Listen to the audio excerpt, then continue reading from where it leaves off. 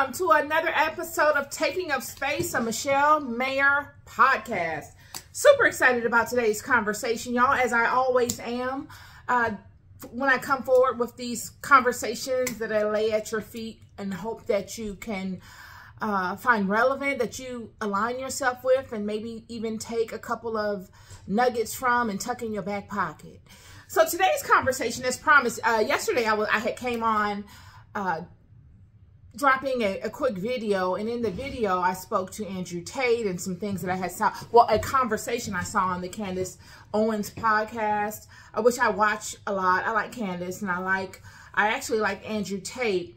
And when I say I like people, it's not that I align with every single thing that they say. I don't have to always be in agreement with them to like them. And that's kind of fundamental. It's like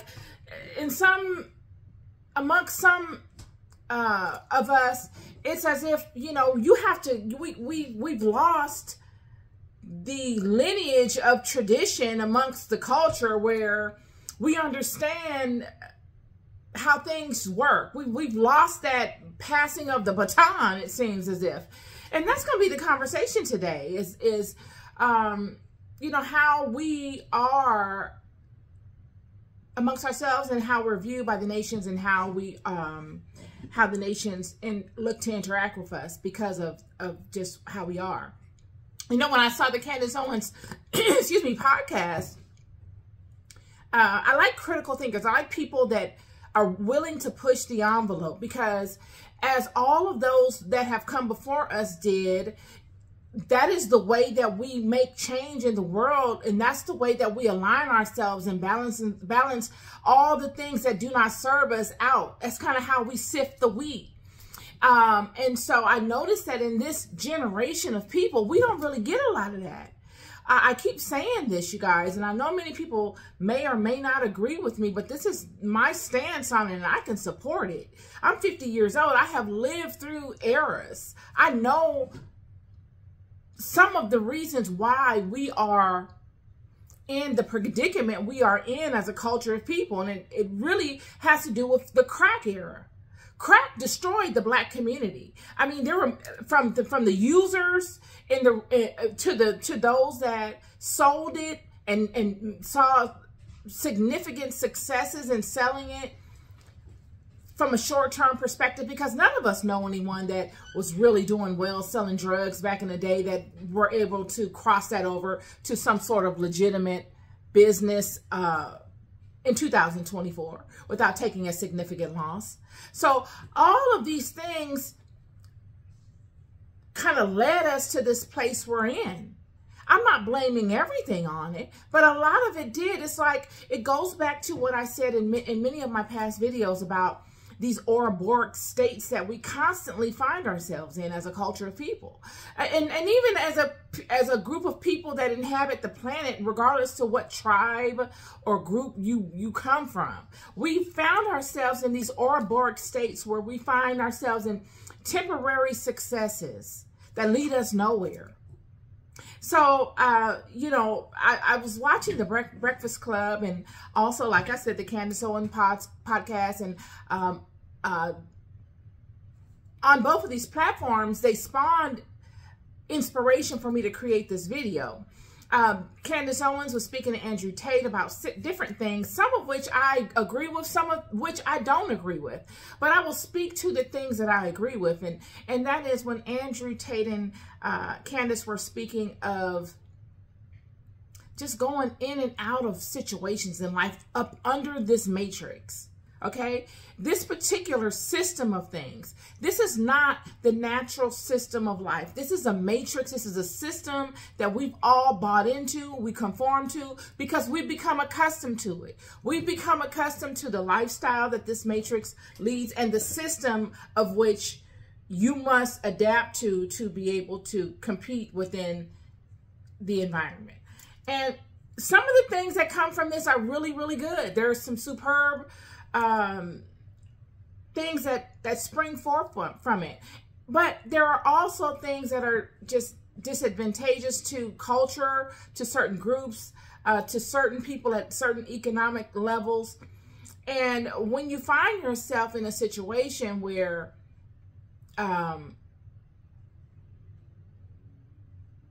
you know, you come in and out of any significant trial within this particular matrix, it can wear you down.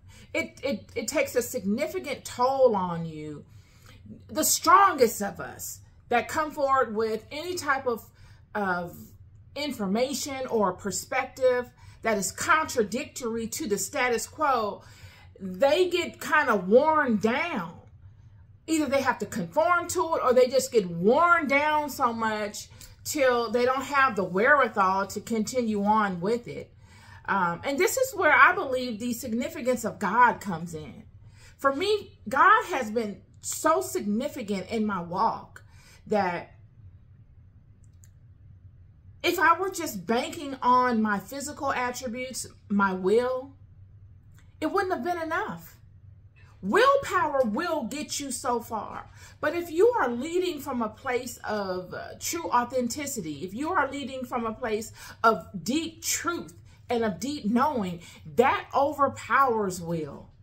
That in itself is a force. That is the force of which all the plants grow within this garden. That is the force that makes the sun shine. That is the force that brings the moon in replacement of the sun high in the sky. That is the force that gives birth to all things in this world, seen and unseen.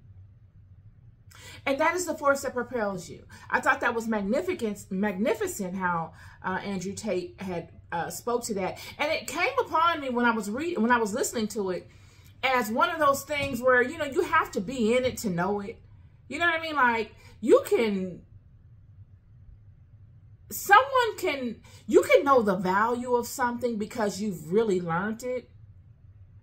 And it might be that thing that many people don't gravitate to, but those small few that do gravitate to it know it like you. So when it's injected into a conversation, it'll go over the heads of many people. Many people won't grab it. They won't see the relevancy of it to really shine the light on it, to pause and to just really go deeper into that, because they don't know the relevancy of it. They haven't gone through that type of thing.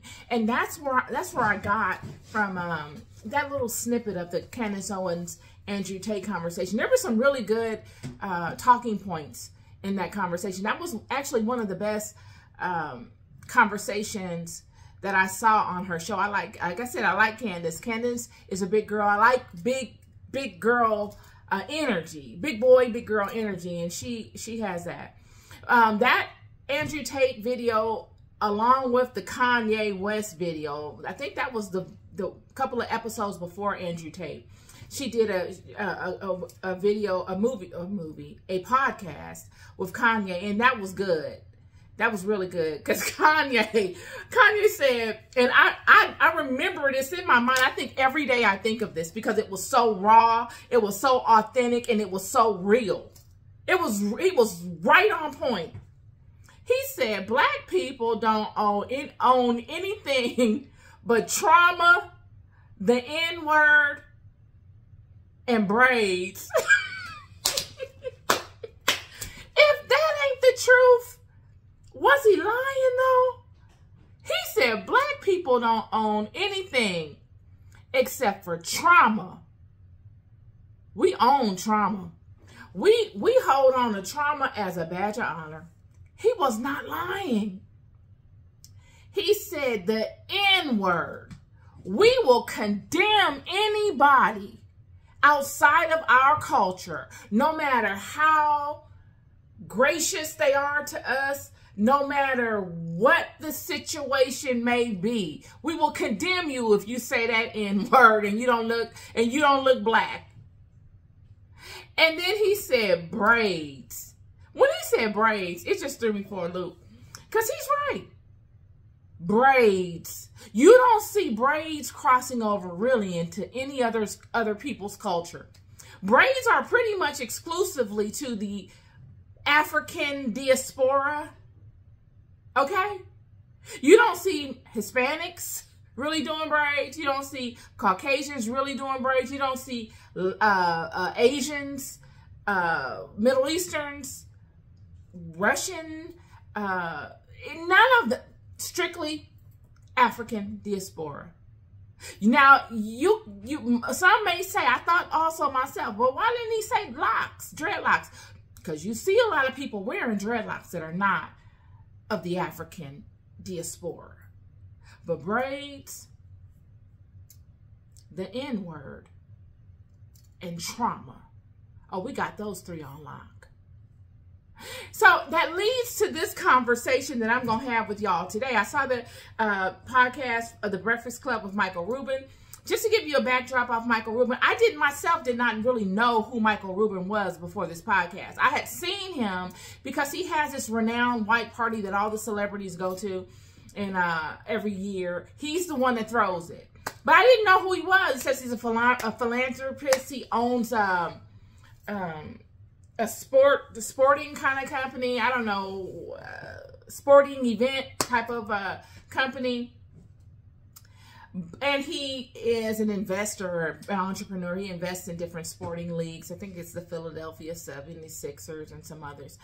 But, you know, he has a strong name in particular industries and circles. So they were interviewing him, and he said in the interview that, just not verbatim, but this is just my condensed version of what he was saying, that,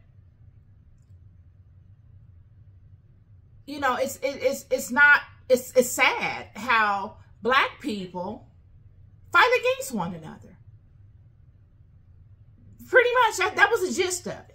It's sad. I'm gonna say sad because I don't want to say terrible because that puts an extra emphasis on it.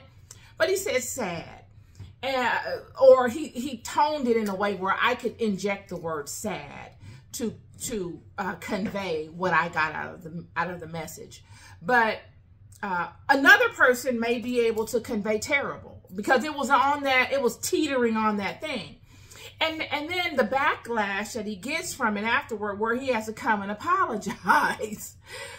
You know, you guys, it's only so much I can take without really telling you the truth. Somebody needs to tell us the truth. We have gotten, as a group of people, this generation of us, we are soft. We cannot handle the truth on any level. We get offended when we hear the fundamental truth.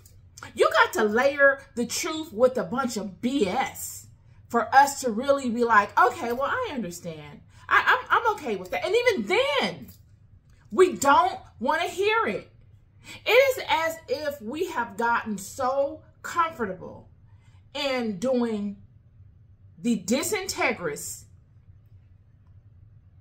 and projecting no character, no culture.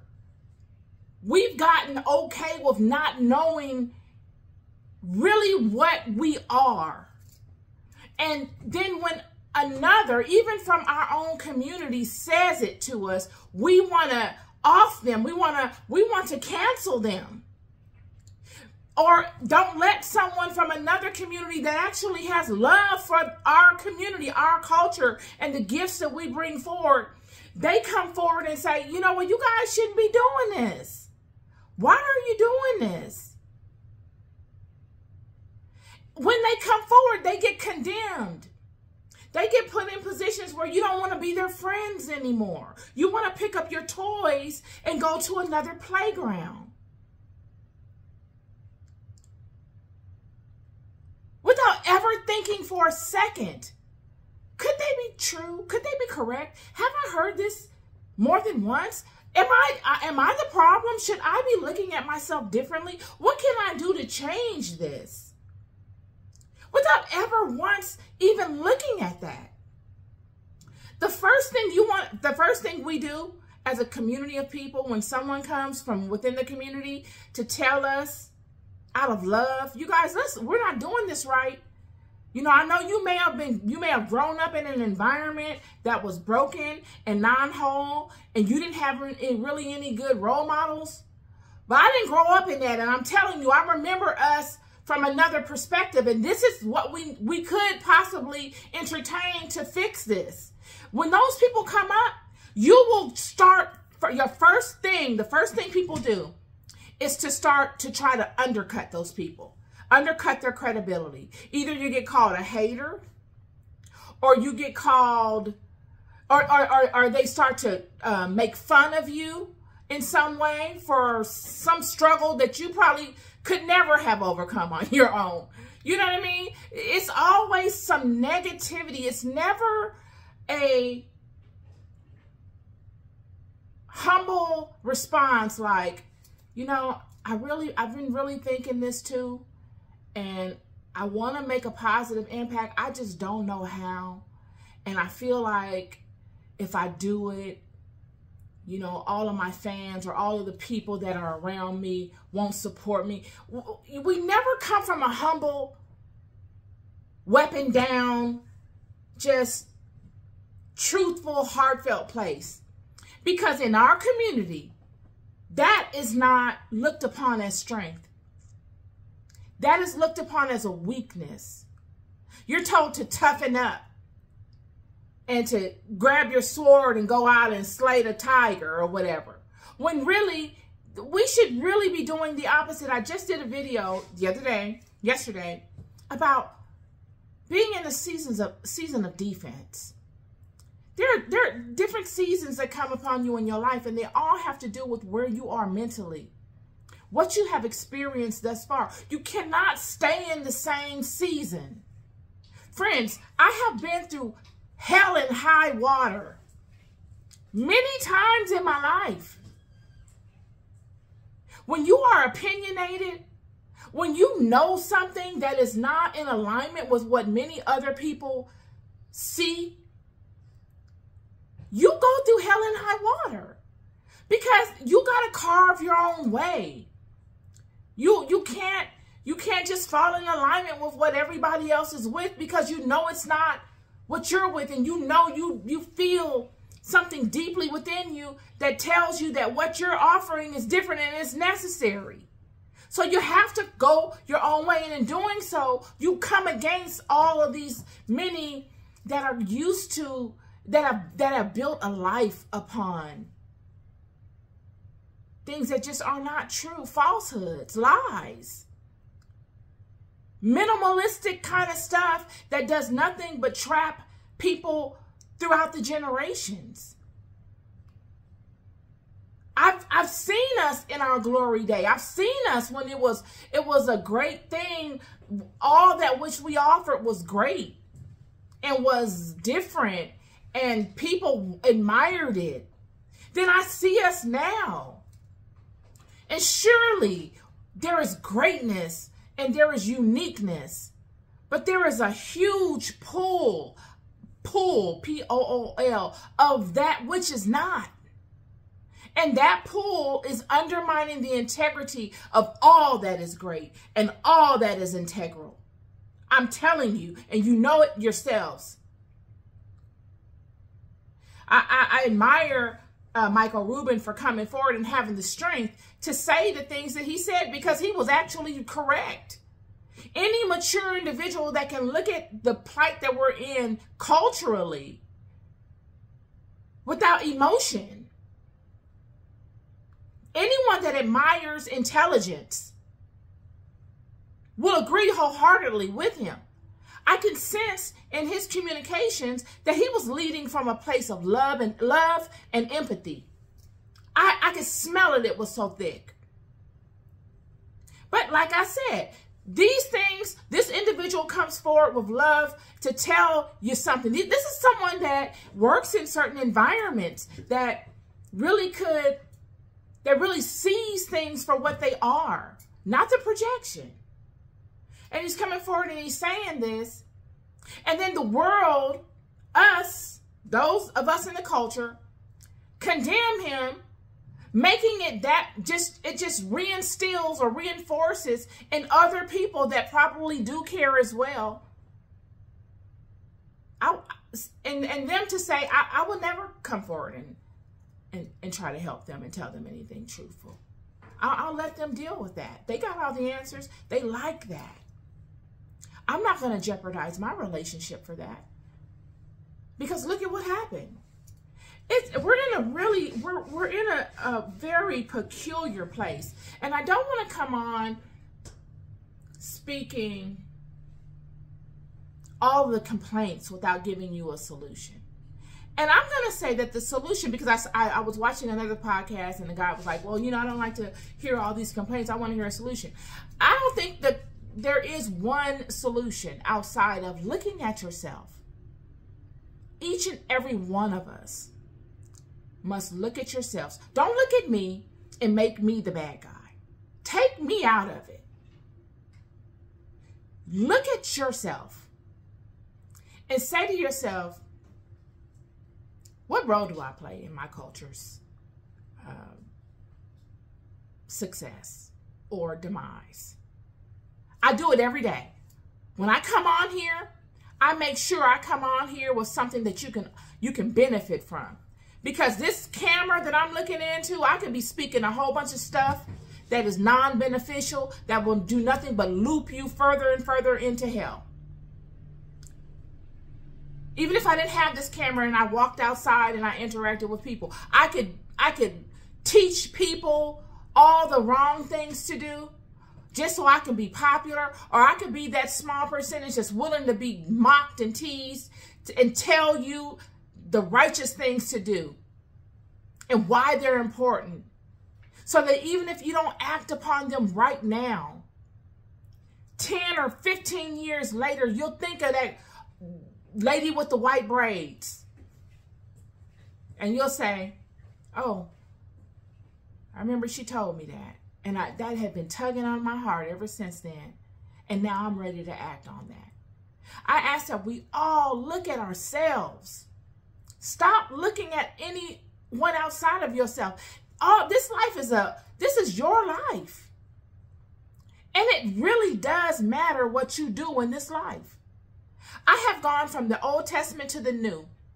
And everywhere within that book, you see these children are in a club together. We're all in this thing together. We're all in this together. And it matters. And you are held accountable. When much is given to you, when God blesses you with the ability to lead another, you are graded as to how you lead. You cannot lead people to hell and not be subject to that walk. That is your decision to lead those people. Those people were believing in you because God put you in a place as an ambassador to God to lead others. Whether you lead them to heaven or hell is your decision. And either way, that decision is all on you. You will be the one to reap whether the reward from it or the sin of it. It's got your name all on it. That is the beauty of this life, y'all. This thing is so miraculous. Nothing is for nothing. Everything matters. Everything matters. And nothing goes unnoticed. I just wanted to come on to you with that today. I love you so deeply. I love you deep, deep, deeper than the seafloor traveled by the mantis. I don't know why that came up. I'm in a good mood today. I love y'all deep. And I'm not talking about just my culture. I love the culture of people that inhabit this planet deeply, because I see myself in each and every one of you. I don't care what color you are. I don't care. I see me in you. And surely I love my people. I definitely love my people. And I will do all that I can to help us so that I can help benefit us. Period. And if that is, if that makes me an outcast, if that makes me be belittled or disliked, or I'm willing to, that's okay. That's why God led me the backside of the mountain. I've been through all that stuff. None of that bothers me. I can stay focused on the goal while dealing with all that because of all of that stuff I came through before now. My goal is to come and inspire you.